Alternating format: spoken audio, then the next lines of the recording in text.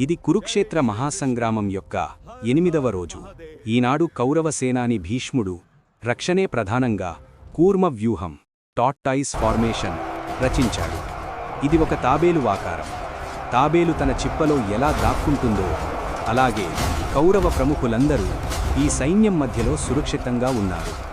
ఈ వ్యూహం ఒక కదలని కొండలా అభేద్యంగా కనిపిస్తోంది.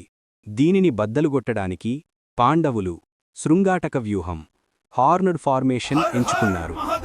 ఇది పదునైన కొమ్ము లేదా త్రిభుజ ఆకారంలో ఉండే ఆక్రమణ వ్యూహం.